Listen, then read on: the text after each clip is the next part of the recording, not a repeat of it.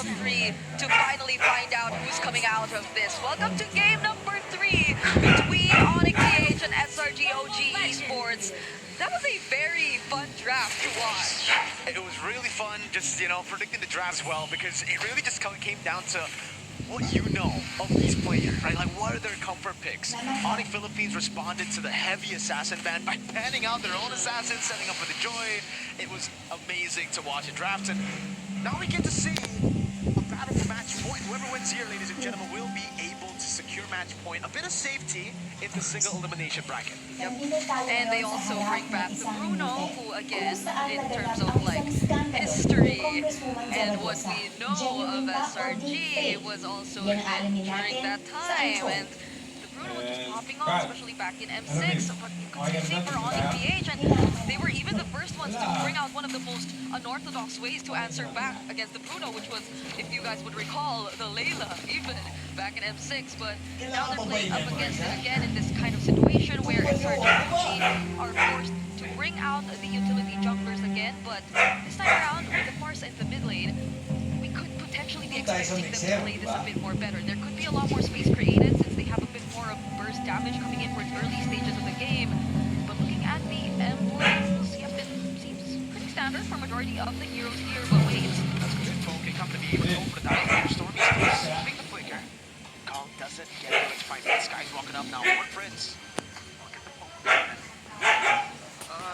Nothing too crazy in the emblems. It does seem like for Onyx Philippines, they got what they wanted, right?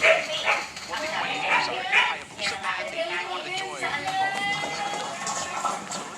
It's a great counter to the Joy. Yeah, just a well-timed energy eruption. It's gonna make a huge difference for the team fight. Oh, but there's the Unbreakable and the Brave Spider. Hold out the Brave Spider, still Sky's for the wretched battle. Oh, Fraser's back in the big bomb over the current call, knocking us down. Should still stay alive somehow as Kurt tries his best to deal damage. Now the feathered airstrike with a flicker too doesn't actually land. That additional movement speed for the Purify helping Prince to get out.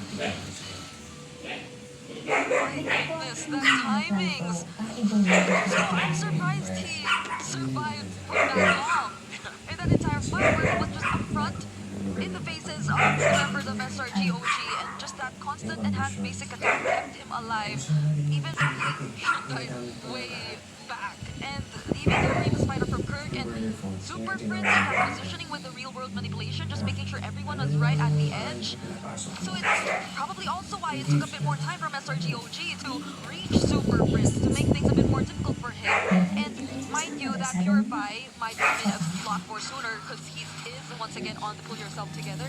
So that's how Super Prince potentially is planning to keep himself safe. Well, again and again, he can't just rely on the Purify, either to get out to keep the stuns out from Stormy, from Yules, and that's one of the biggest answers again to the entire idea that SRGOG has in terms of their lineup. Yeah, again, they have a ton of damage despite the utility jungle. We've gone through this already. They already have a CC, they have a Farsa and a Bruno too here. I think it would have been a bit too risky for them to go for the Beatrix, even though we were talking about the Beatrix possibility too, the instant burst down that we saw up against RQ by SRG yesterday when the Kalea went for any Tsunami side, really, not anyone. Right now, Onyx Philippines really need to get space for King Kong. That's what they need to do in the neutral objective battles, right? Because we saw earlier when King Kong had to just brute force his way into the fight, he gets chain CC'd way too easily by the Fredrin, CC, Kalea, even the Farsa. And that's probably the idea too why OnicPH decided to go for this draft, because in terms of team fights, that's a lot of space you can create with the AOG, with the real world manipulation, and of course just the Bravest Spider being casted every now and then by Kirk. Oh, but Super Prince, they find a way to access him. Great damage now onto Brusco too, Common Revitalize already, and it's not actually help Super Prince to get back to full. No. Yeah, they have to concede this one. That's free for Selangor Red Giants OG Esports, and with that setup, there was absolutely no way Onyx Philippines could force Turtle without losing members. So that could be the best way to go for SRGOG. That was a perfect call to hire an objective to heavily poke a member with a crucial part in how the team fights are going to unfold. And they went for Super Prince. So they had to rely on making the team fights down with. And so now, OnicPH how up. Can't even do much. They will have to let go of that damage. Kong gets away. Luckily for King, there was no one there to really stop him from dashing with the current call. But yeah, Selangor Red Giants, especially with the Bruno, you really want to play the strong side over the Bruno. So the fact that they got two turtles, plus they were able to rotate down low and pick up these ASAP means that Kelro really can't abuse the Granger laning phase anymore. Bruno, innocent, in a very good spot. Talking about space, but OnicPH, hopefully that space doesn't get limited to the team fights, because when they get shut down, then things are not looking too good for them anymore. SRG OG, clearly with the utility jungler, are making it work, unlike the first two games we've seen so far in the series. This is how you literally capitalize on the idea of a utility jungler, because you have a strong lane in the gold lane, you have a mid laner who can definitely help you in terms of creating that space, and better yet, even supplying the damage, which is why OnicPH feel a bit more hesitant in terms of going in, because Stormy and Yuke, their combo is just too good. And now they're gonna go after King Kong. Oh, energy eruption!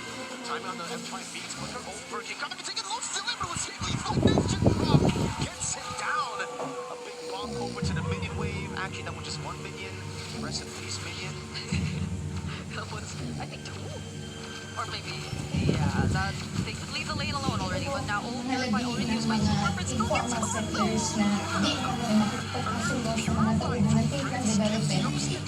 Access to get Tsunami slamming. For sure, some Red Giants. They're capitalizing on every small mistake that Onyx Philippines make on the map, and now it's a free turret in the mid lane. This doesn't feel too calm and collected. Wait, Kurt goes in alone? JCC again. Oh my lord, so much damage! Even with the revitalize, they go through it all, and Innocent is just bombing his way. Two kills for free for SRG. You get it, right? There's Brusco, who's also coming in, so that's probably why he was a bit encouraged. Oh, wow, wait! Close call. Close call for King Kong, but he still gets to escape. And yeah, you would have thought that Kirk went in alone, but it wasn't entirely the case. There was Brusco too, but was it still the right decision to go in, knowing that it was just the two of them? Because there wasn't any damage, and SRG had plenty of damage. I mean, look at this 2k gold lead. Already in the hands of Innocent on the Bruno. So whoever Yuke decides to go for, and that setup earlier on Super Prince was just a bit too free, you know, but whoever he decides to go for from this point onwards, you could expect the damage to come through from Innocent, to come through from Stormy.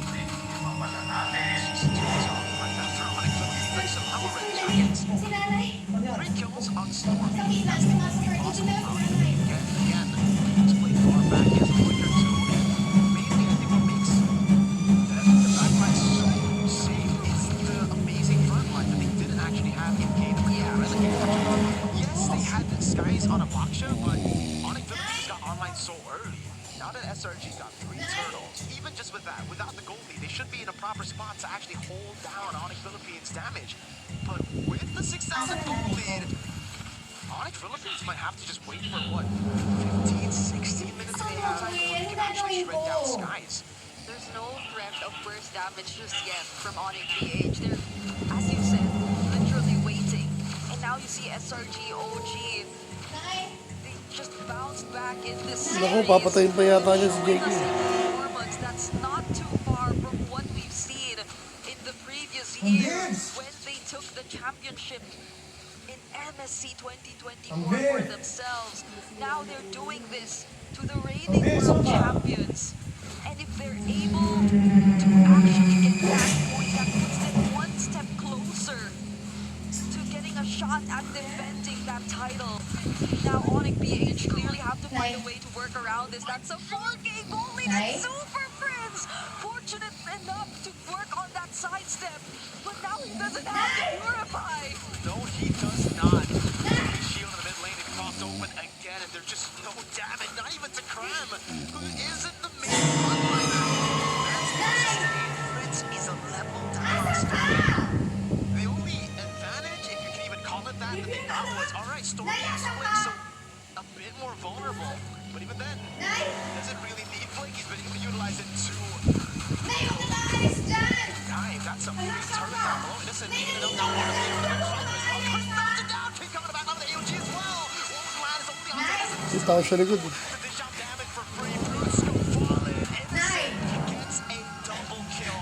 One off from a hat trick. The closest. Probably the best target for King Kong in that situation was Stormy. Because Storm's heading there. What? It's a hat trick. And they go, yeah, 10 minutes in. OnicPH has no way to react. First flag in days. MSC 2024, today's MSC 2025. At this point, Riyadh looks a whole lot like Selangor. He gave no time to us, to Onik, to regroup, to reset. And they just went after it after that one miscalculated